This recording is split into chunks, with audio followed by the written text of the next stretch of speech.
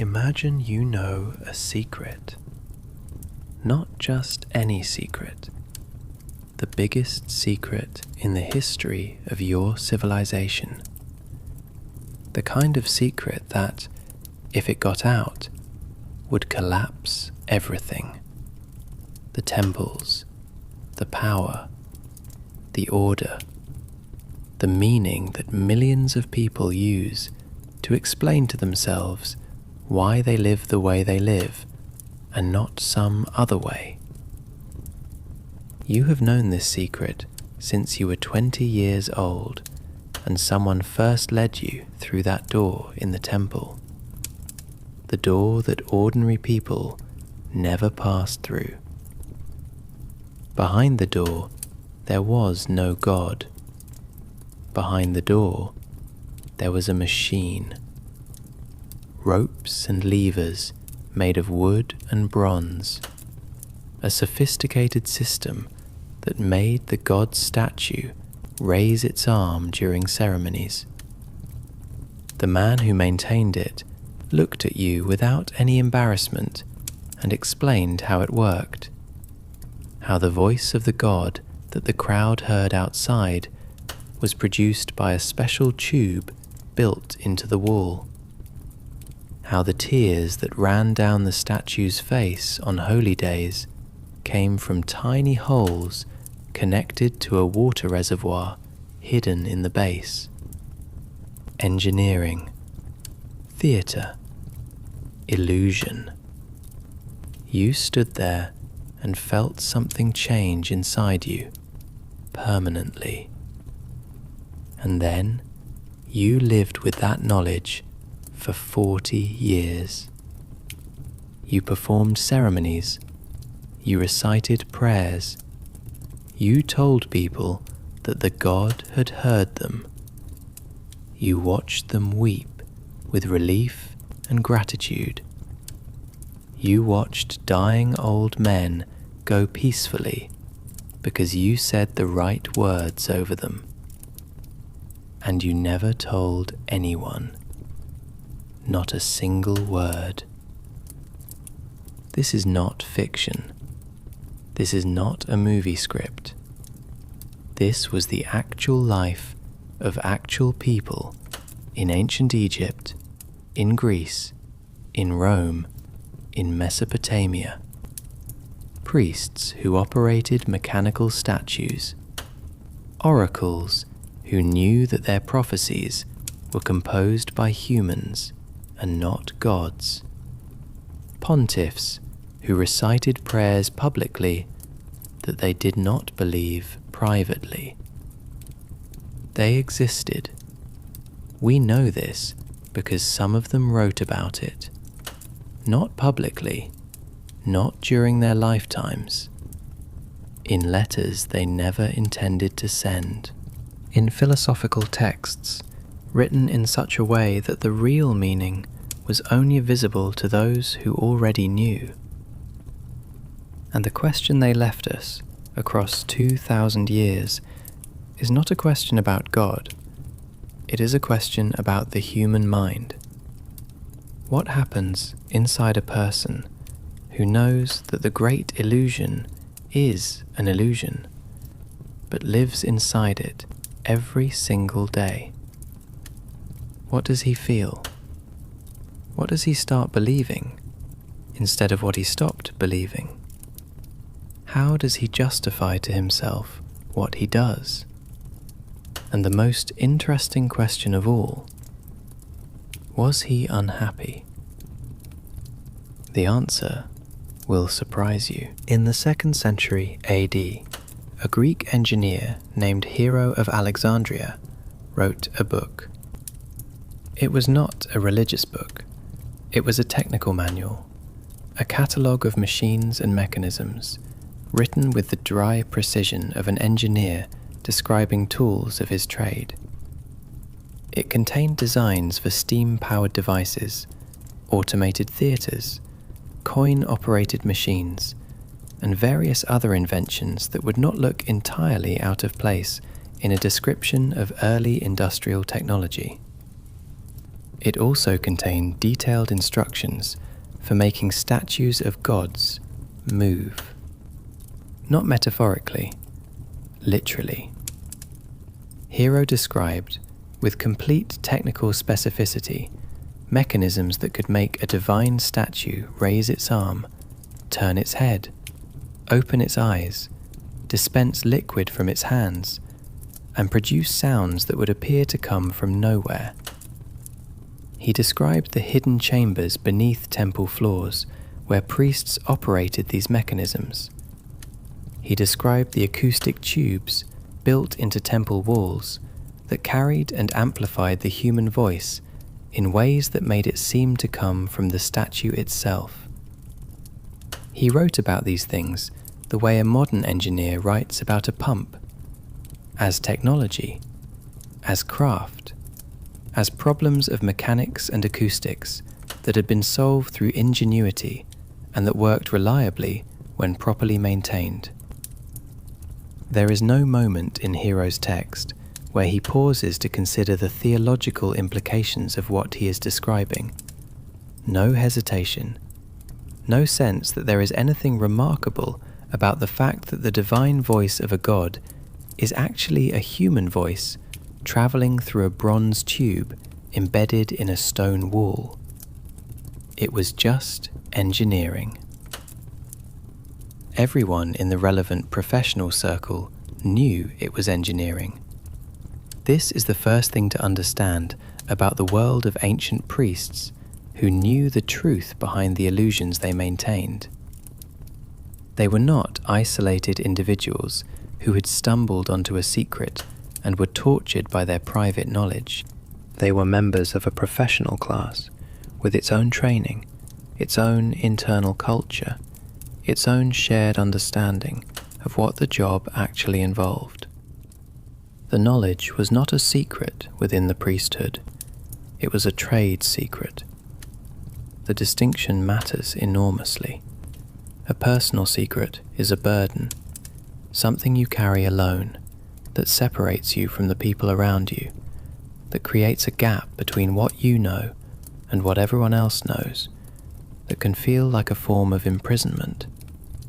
A trade secret is different. It is knowledge shared within a community of practitioners. It creates belonging rather than isolation. It is the thing that defines membership in the group, the thing you learn when you are initiated, the thing that marks the boundary between inside and outside. The young priest being led through that door for the first time was not being shown something shameful. He was being welcomed into a community of people who knew. He was graduating. The Egyptian temple complex at Karnak, one of the largest religious structures ever built, employed hundreds of priests in various roles and ranks. The lower ranks performed visible public functions, the processions and chants and ritual washings that ordinary people could witness. The higher ranks had access to the inner sanctuaries, where the actual mechanics of divine communication were maintained. The division was not unusual. Every complex institution has people who manage the public face and people who manage the internal workings, and the internal workings are rarely identical to the public face. What was unusual, by modern standards, was the scale of the gap between the two. The public face was the literal presence of a god. The internal workings were ropes and water reservoirs. Egyptian priests of the higher ranks understood their statues not as gods themselves, but as vessels, physical objects that could, under the right ritual conditions, be inhabited temporarily by divine presence.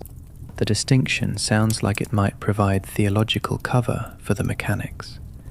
A way of saying, yes, the statue is a machine, but the god is real. The god just uses the machine as a vehicle. Some priests may have believed this sincerely, but the texts that survive from the inner circles of Egyptian temple administration suggest a more complicated picture. The administrative papyri, the day-to-day records of temple operations, treat the statues as property. They are inventoried. They are repaired when broken. They are stored when not in use. The language used to describe them is the language of objects, not the language of divine presence. You do not store a god in a warehouse. You store a prop. The Greek tradition was even more explicit about the gap between public religion and private understanding.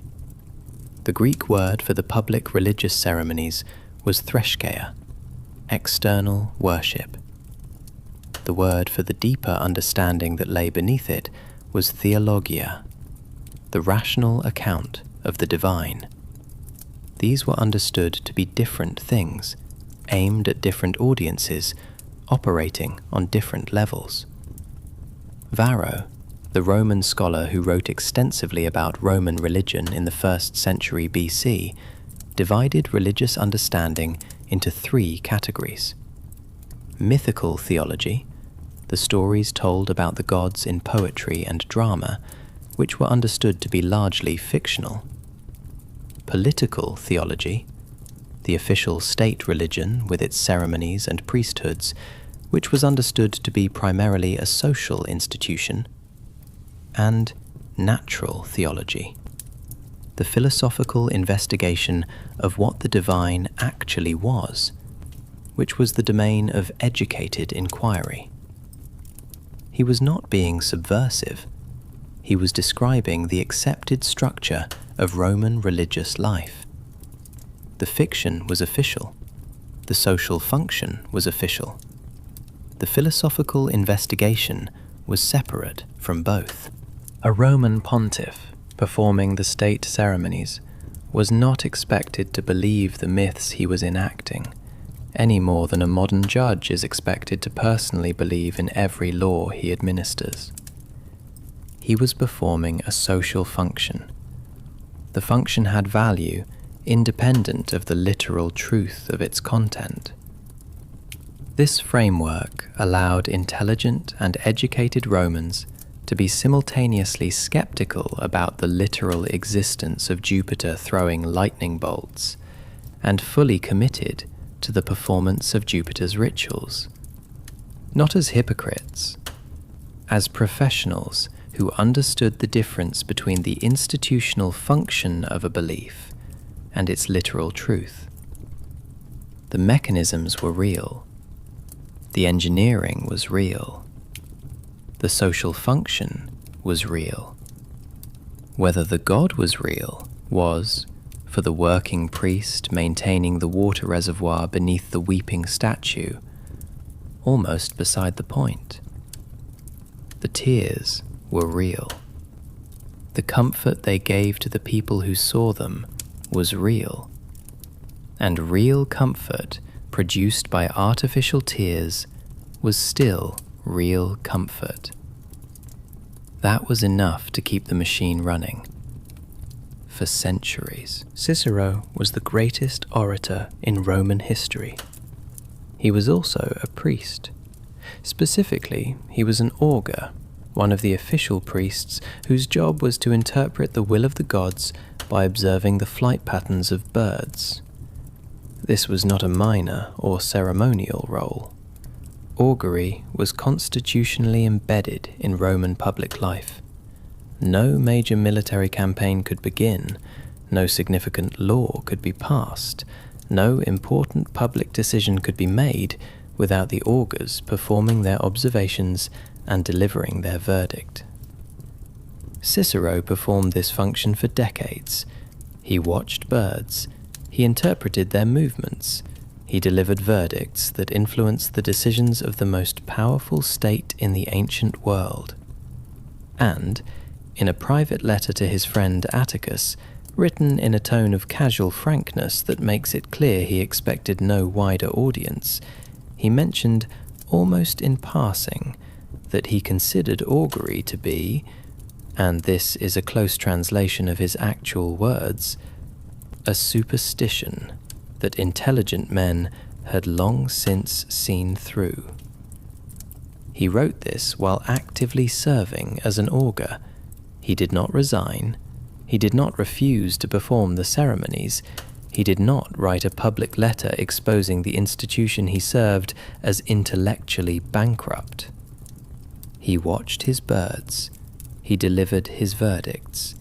He went home and wrote letters to his friends about how little he believed in what he had just done.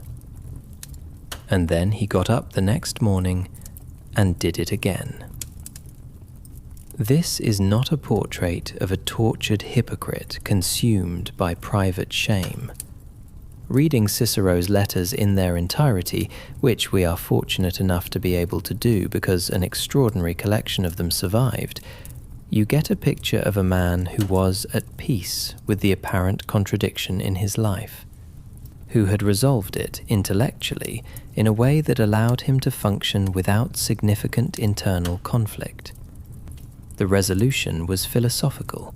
Cicero was a follower of the academic school of philosophy, which held that certainty about metaphysical questions was impossible, and that the appropriate intellectual response to questions about the nature of the gods was not confident denial, but what they called epoche, suspension of judgment. You do not know that the gods are real. You do not know that they are not real. You act in accordance with the traditions of your civilization while maintaining an internal position of honest uncertainty about their ultimate truth. This sounds like a convenient rationalization, and it may have been, at least partly, but it was also a genuinely sophisticated philosophical position that has been independently arrived at by serious thinkers in multiple traditions across history. The performance of religious ritual without literal metaphysical belief is not necessarily hypocrisy. It can be something else entirely. It can be fidelity to community, recognition that the rituals carry meaning that does not depend on their literal content, understanding that the question of whether Jupiter literally exists is separate from the question of whether Roman religious ceremonies serve real human needs. Cicero wrote about this distinction explicitly in his philosophical work De Natura Deorum, on the nature of the gods, which is one of the most extraordinary documents in ancient literature precisely because of how openly it addresses the question of whether educated Romans actually believed the official theology. The answer the book gives, through its dialogue structure, is complicated. The book presents three positions: the Epicurean position, which holds that the gods exist but are completely indifferent to human affairs and therefore irrelevant to human life; the Stoic position, which holds that the gods exist and are identified with the rational order of the universe itself; and the Academic position, which holds that both of these positions go beyond what can actually be known. The Epicurean and Stoic positions are presented by characters who clearly represent the educated Roman consensus. Neither of them believes in Jupiter as a person who sits on a cloud and throws lightning bolts. Both of them have intellectually sophisticated accounts of divinity that bear almost no resemblance to the popular religion that the Roman state officially promoted and that Roman priests officially administered. Cicero, through the academic character who speaks for his own view, concludes that the question cannot be settled. But then he adds something remarkable. He says that regardless of what philosophy concludes about the ultimate nature of the divine, the traditional religious observances of Rome should be maintained. Not because they are literally true, because they are Roman. Because they connect the present generation to all the generations that came before. Because they provide a shared framework of meaning and practice that holds the community together. because the act of performing them together, of standing in the same places and saying the same words that your ancestors said, is itself a form of continuity that has value independent of metaphysical questions. This argument, made by Cicero in the 1st century BC, is structurally identical to arguments made by contemporary philosophers of religion who argue for the value of religious practice in secular terms. Cicero was not ahead of his time. He was of his time, in a tradition of educated Roman thought that had been developing for at least 2 centuries before him. The Stoic philosopher Seneca, writing a century after Cicero, was even more direct. He wrote, in a letter that was clearly intended to be read by people who would understand the reference, that the wise man will observe all religious customs as commanded by law, not because they are pleasing to the gods, but because they are commanded by law. Read that again. Not because they are pleasing to the gods. He is not arguing that the gods are pleased by different things than the ceremonies assume. He is bracketing the question of whether the gods have preferences entirely. The ceremonies are worth performing because the law requires them, and the law represents the accumulated wisdom of the community, and the community's accumulated wisdom is worth respecting, even when you cannot individually verify the reasoning behind every specific requirement. This is a remarkably modern argument. It is the argument that a person who does not believe in any religion might use to justify participating in family religious traditions out of respect for their parents or their community. The Stoics were making it 2,000 years ago as an official position.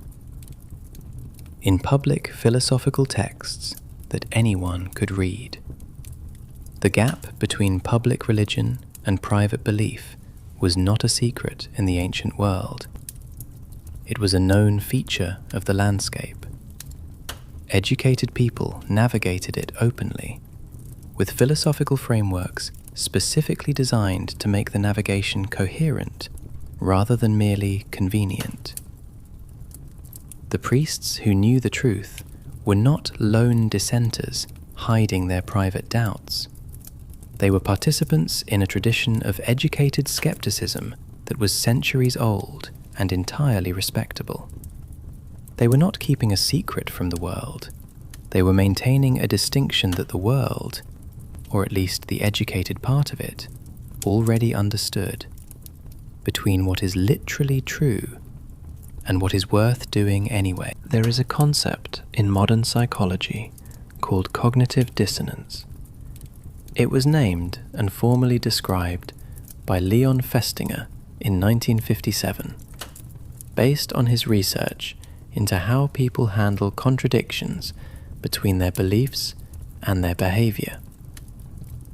The theory states that when a person holds 2 contradictory beliefs simultaneously, or when their behavior contradicts their stated beliefs, they experience a specific form of psychological discomfort that motivates them to resolve the contradiction somehow. The resolution can take several forms. You can change your behavior to match your belief. You can change your belief to match your behavior. Or you can construct a framework that makes the contradiction appear to not be a contradiction at all.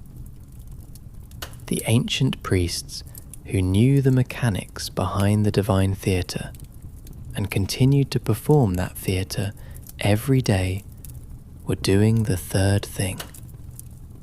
But the frameworks they constructed were not simple rationalizations. They were sophisticated, internally consistent, philosophically serious positions that addressed the contradiction at its root, rather than papering over it. And understanding those frameworks tells us something important, not just about ancient priests, but about how human beings in general handle the gap between what they know and what they do. The most common framework was what we might call the distinction between the container and the content. The statue is not the god. Everyone in the inner circle knew this. The statue is a vessel, a physical object crafted by human hands, maintained by human engineers, operated by human mechanics. Its tears come from a water reservoir. Its voice comes from a bronze tube. But the effect of the statue on the people who witness it is real. The woman who comes to the temple in genuine despair about her sick child, who watches the statue's eyes open and hears the divine voice speak words of comfort, who leaves the temple with her fear reduced and her sense of being alone in the world temporarily lifted, has experienced something real. Not the thing she thinks she experienced, but something real. The comfort is real. The reduction in despair is real. The sense of connection to something larger than her individual suffering is real. The mechanism that produced these real effects was artificial. The effects themselves were not. This distinction between the artificial mechanism and the genuine effect is the philosophical foundation on which most thoughtful ancient priests built their understanding of their own work. They were not deceiving people into believing false things for no reason. They were using the tools available to their culture to produce genuine psychological and social benefits in people who needed those benefits. The tools happened to involve ropes and water reservoirs. The benefits happened to be real. This is not entirely different from the way a modern therapist might use a technique whose theoretical basis has been questioned or partially discredited, but which has been shown through extensive observation to produce genuine improvements in patient well-being. The theory is wrong. The effect is real. You keep using the technique. But there was a deeper level to the psychological challenge facing ancient priests, one that the container and content framework did not fully address. The deeper challenge was not intellectual, it was emotional. A priest who had spent decades performing ceremonies he did not literally believe in had not just resolved a philosophical problem, he had built an identity around a practice whose literal content he had seen through. He was, in the deepest sense, a professional of meaning, who had lost his personal access to the specific meaning his profession was built on. He could explain why the work mattered. He could not feel it the way the woman with the sick child felt it. And this gap between the professional understanding of why the work matters and the personal experience of the thing the work points toward is a specific kind of loneliness. It is the loneliness of the person who maintains the magic for everyone else and cannot access the magic themselves. Not all priests experienced this as suffering. Many of them found a different source of meaning that was, in its own way, more durable than the literal belief they had moved beyond. The source was craft. The performance of a religious ceremony at the highest level of skill is an extraordinarily demanding art form. the timing, the voice, the physical movement, the management of the ritual space, the reading of the crowd and the moment, the ability to produce in other people the experience of genuine contact with something beyond the ordinary. All of this requires years of training and practice, and a level of attention and presence that is, in its own right, deeply absorbing. Many priests found that the absorption in craft replaced the loss of literal belief. They stopped being believers and became artists. Not consciously, not through a deliberate decision, but through the natural process by which any skilled practitioner becomes increasingly interested in the quality of the work itself, rather than only in its stated purpose. A musician who begins playing because they love a particular song eventually becomes interested in music itself, in the structure and technique and the endless possibility of the form, in ways that go far beyond their original motivation. A priest who begins serving because he believes in the god eventually becomes interested in the ceremony itself, in its structure and history, and the subtle ways it can be performed better or worse, in ways that sustain his engagement long after the literal belief has faded. The craft became the faith, not in a metaphorical sense, in the sense that the practice itself became the thing that organized his days and gave his life structure and demanded his best attention and rewarded his development with increasing skill. There is also something else that ancient texts hint at, something that is harder to name but that appears consistently enough across different sources to be worth taking seriously. Some priests, in losing their literal belief in the gods as external supernatural beings, found something that they considered more valuable. They found the gods inside, not as a retreat into pure subjectivism, not as a claim that the gods are just psychological phenomena and therefore less real than they appeared, but as a recognition that the qualities the gods represented, the courage of Mars, the wisdom of Athena, the justice of Zeus, were real qualities that existed in the world and in human beings, and that the rituals designed to invoke those qualities were effective at actually invoking them, not because a supernatural being sent them from outside, but because the ritual practice of orienting yourself toward a quality has a real effect on your capacity to embody that quality.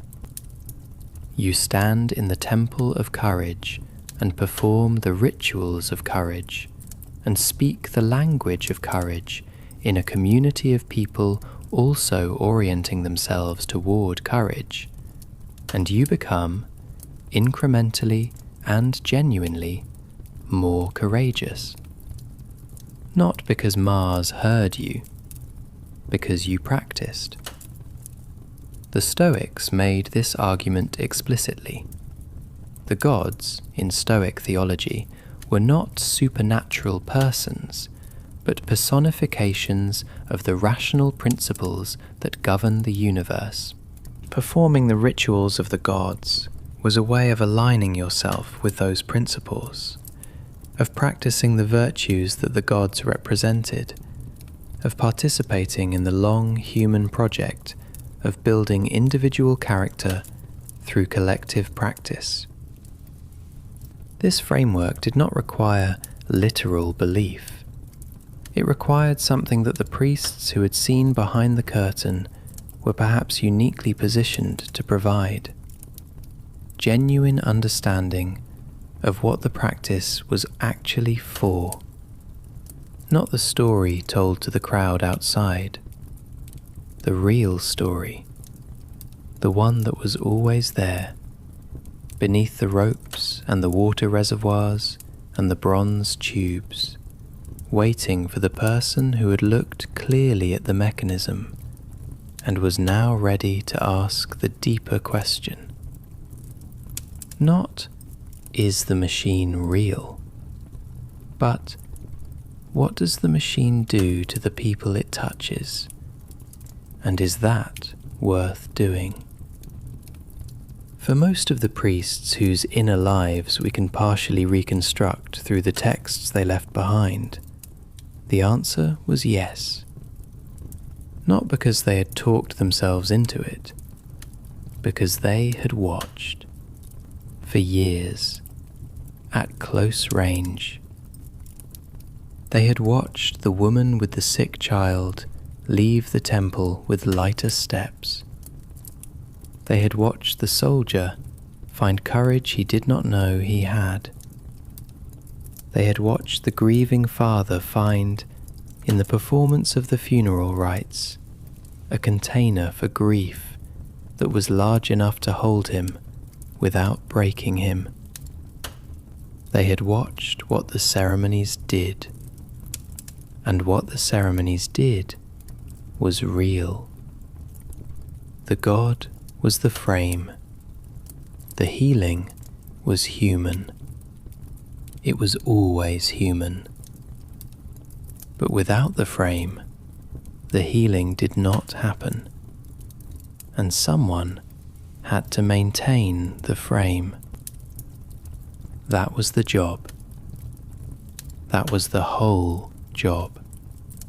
And for the priests who understood it clearly, who had moved through the initial shock of seeing the mechanism and out the other side into a genuine understanding of what the mechanism was for, that job was not a burden. It was a privilege. There was a moment. Every priest who eventually understood the full reality of what he served had a moment when he first understood it. Not a gradual dawning, not a slow accumulation of doubts that eventually reached a tipping point. A specific moment, in a specific place, when the curtain was pulled back and the mechanism was revealed, and the person standing there had to decide, in the space of a few seconds, what kind of person he was going to be for the rest of his life. We know about some of these moments because the people who experienced them wrote about them later. Not always directly. The ancient world had a sophisticated tradition of writing about dangerous things indirectly, of embedding real meaning in philosophical dialogue or allegorical narrative, or letters addressed to specific individuals who would understand the subtext. But the moments are there, if you know how to read for them. The philosopher Plutarch, who was himself a priest at the Oracle of Delphi for the last 30 years of his life, wrote extensively about the experience of being inside a religious institution while holding views that differed significantly from its official theology.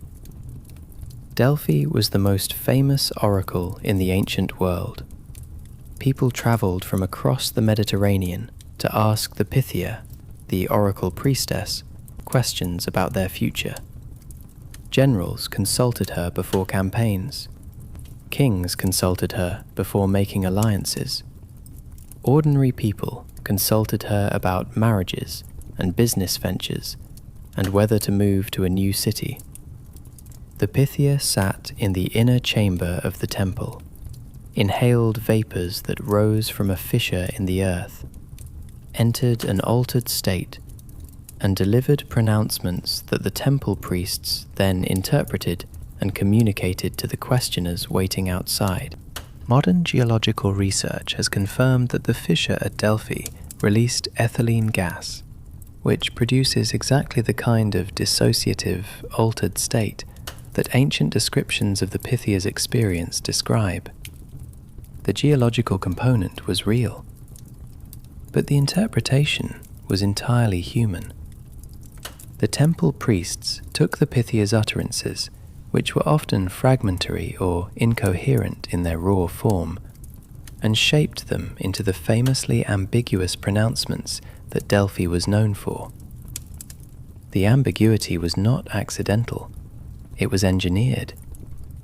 A prophecy that could be read multiple ways was a prophecy that could not be proven wrong, which meant the institution's credibility was protected, regardless of how events unfolded. Plutarch knew all of this.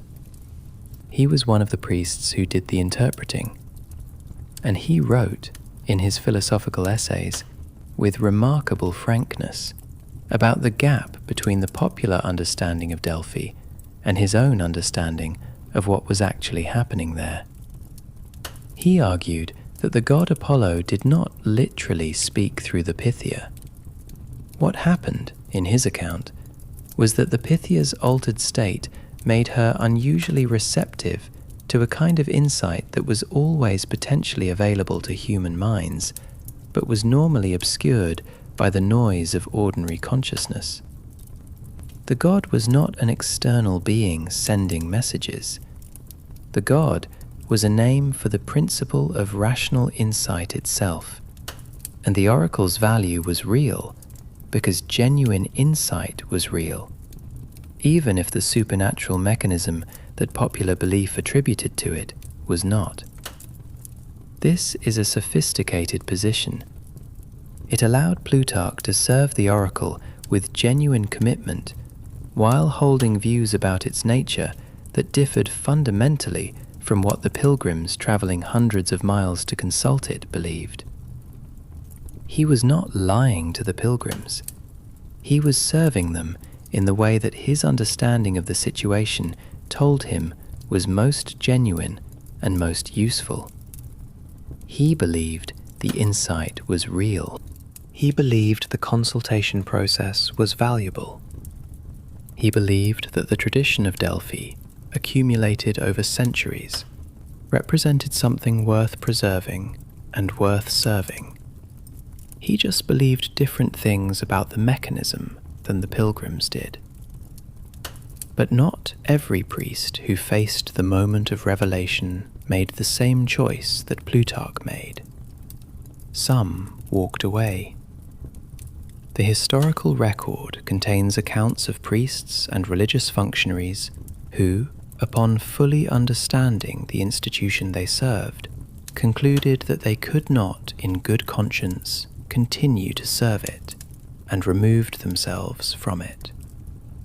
The Epicurean philosophical movement, which spread rapidly through the educated classes of the Hellenistic and Roman world, provided an intellectual home for people who had concluded that the traditional religious institutions were beyond reform, and that the honest response was withdrawal rather than continued participation.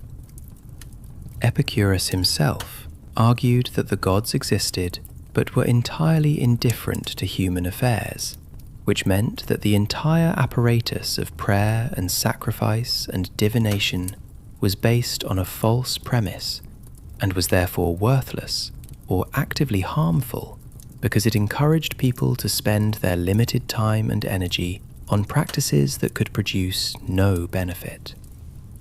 The Epicurean communities that formed around this philosophy were, in a sense, alternative institutions for people who had seen through the original institutions and found them wanting. They had their own practices, their own rituals of friendship and philosophical discussion, their own ways of creating meaning and community outside the official religious framework. The people who joined them were not nihilists. They were not people who had concluded that nothing mattered.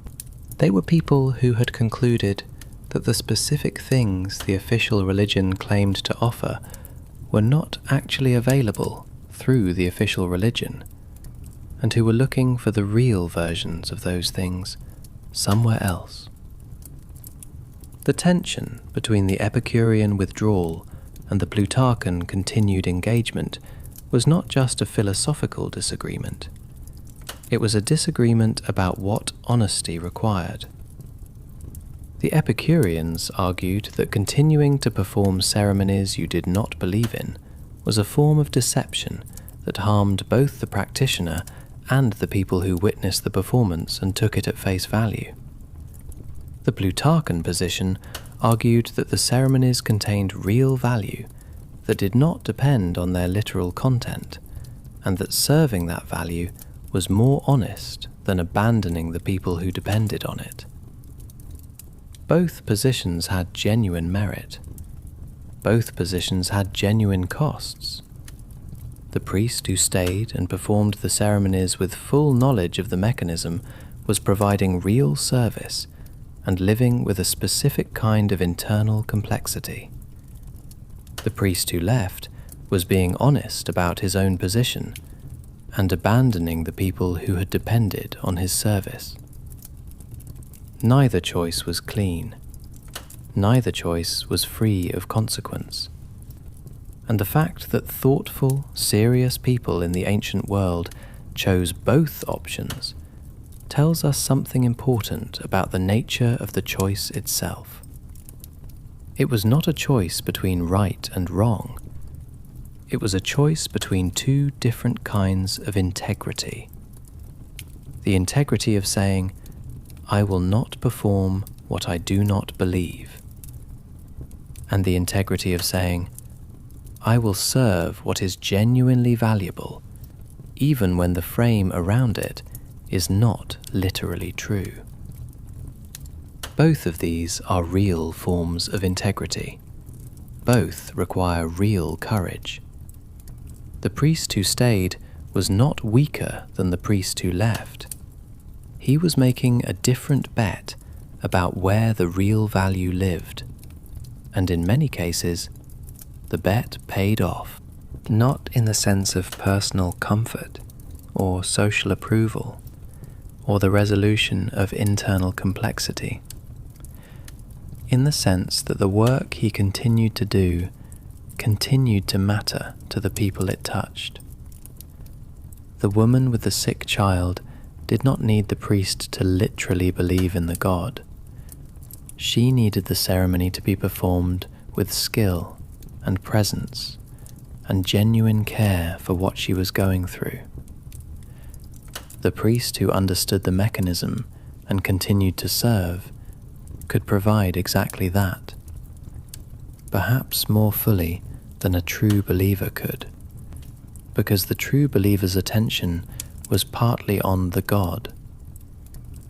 The priest who had seen through the mechanism had only one place left to put his attention: on the person standing in front of him, on the reality of her fear and her hope and her need, on the human being who had traveled far and was waiting for something that would help her carry what she was carrying. That attention, full and undivided and grounded in a clear-eyed understanding of what the ceremony could and could not actually do, was itself a form of service that the literal believer might not have been capable of providing. The knowledge did not diminish the service. In the hands of the right person, it deepened it. Here is a question that sounds like it is about ancient history. It is not about ancient history. It is about you. Have you ever performed a ritual you did not believe in? Not a religious ritual necessarily, any ritual. Any repeated practice embedded in an institution or a community that carries meaning for the people around you, meaning that you have seen through or grown out of, or simply never felt in the way that other people seem to feel it. The work meeting that everyone treats as important and that you have understood for years is mostly theatre. The family tradition that everyone performs with apparent sincerity and that you participate in because the participation itself matters to the people you love, even though the specific content stopped meaning anything to you a long time ago. The professional ceremony of your field, the language and the gestures and the performances of certainty that your colleagues produce and that you produce alongside them, while privately holding much more complicated views. If you have ever done any of these things, you have been in the position of the ancient priest. And the question the ancient priest's life poses to yours is not, were you being dishonest? The question is, what were you actually serving? Because that is the question that separated the priests who found genuine meaning in their work from the ones who were merely going through motions. The ones who found meaning had an answer to that question that went deeper than the official answer. They were not serving Jupiter. They were serving the woman who needed courage. They were not maintaining the theology.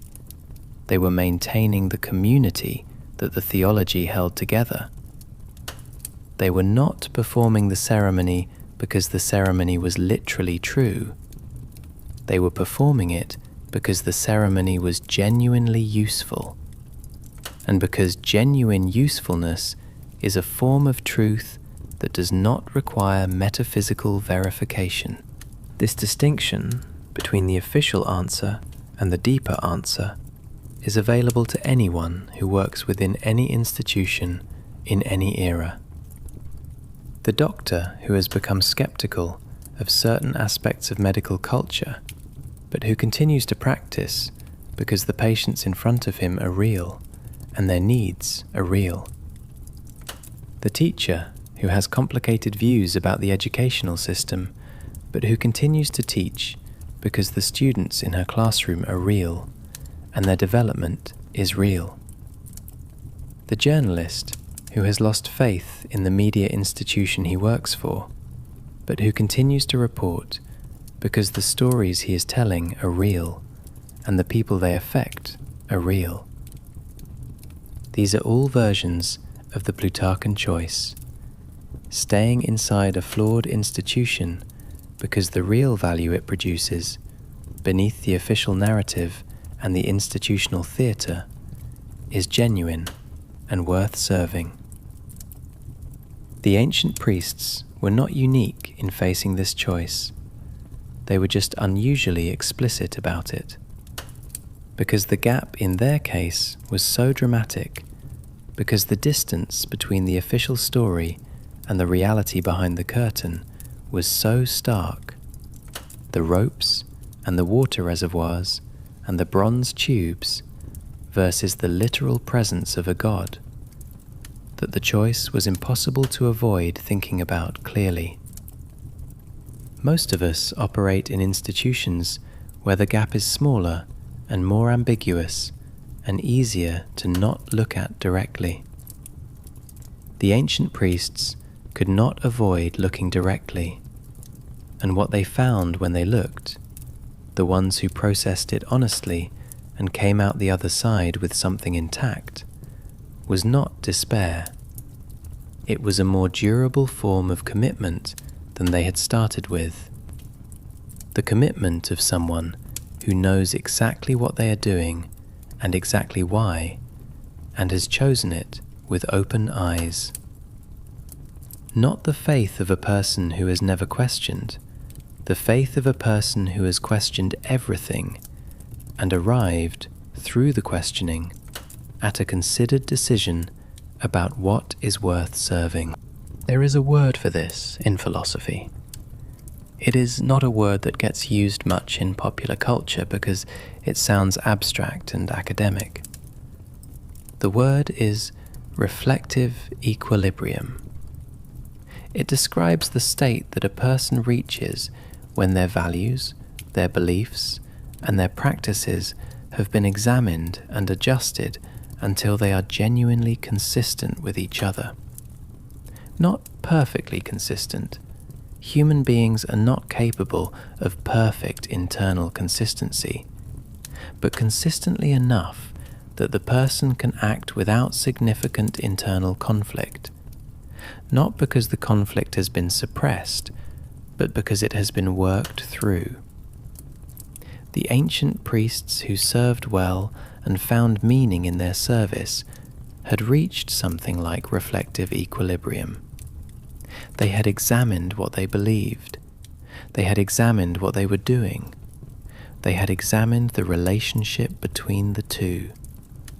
And they had arrived at a position that held, not comfortably, not without complexity, but with enough integrity to sustain a life. There is one more thing that the story of the ancient priests offers to the modern world, something that is perhaps the most counterintuitive finding in this entire history. The priests who knew the most were, in many documented cases, the most effective at their jobs, not in spite of their knowledge, because of it. The priest who literally believed that Jupiter would strike him with lightning if he mispronounced a syllable of the sacred text was performing the ceremony in a state of anxious, literal-mindedness that made him less present to the human reality in front of him. The priest who understood that the ceremony was a technology for producing specific human effects was free to focus entirely on whether those effects were being produced. He could adapt. He could read the room. He could bring genuine attention to the person standing in front of him, rather than dividing that attention between the human and the divine. He could, in a word, actually help. And helping was, in the end, what the whole apparatus was for. The temples were not built for the gods. The gods did not need temples. The temples were built for the people. For the woman with the sick child, and the soldier who needed courage, and the grieving father, and the young couple about to make a life together, and every other human being who had ever stood in a sacred space and needed to feel, for a moment, that the universe was not entirely indifferent to their existence. The priests who understood this most clearly served those people most fully, and in serving them, they found something that sustained their own lives, not the literal presence of a god, something more reliable than that, the undeniable reality of human need, and the satisfaction, quiet and durable and available every single day, of meeting it. This is what the ancient priests who knew the truth actually had inside their heads. Not crisis, not shame, not the exhausting performance of a faith they had lost. A clear-eyed understanding of what the work was actually for, and the daily experience of doing it well. That is not a bad thing to carry. That is not a bad thing to be. A person who sees clearly, who serves genuinely, who has looked at the mechanism behind the mystery and found, on the other side of that looking, not emptiness, but something more honest and more human and more durable than the mystery ever was. The ropes and the water reservoirs were behind the curtain, but in front of the curtain, every single day, there were real people with real needs and real lives. And that was never an illusion. That was always the point.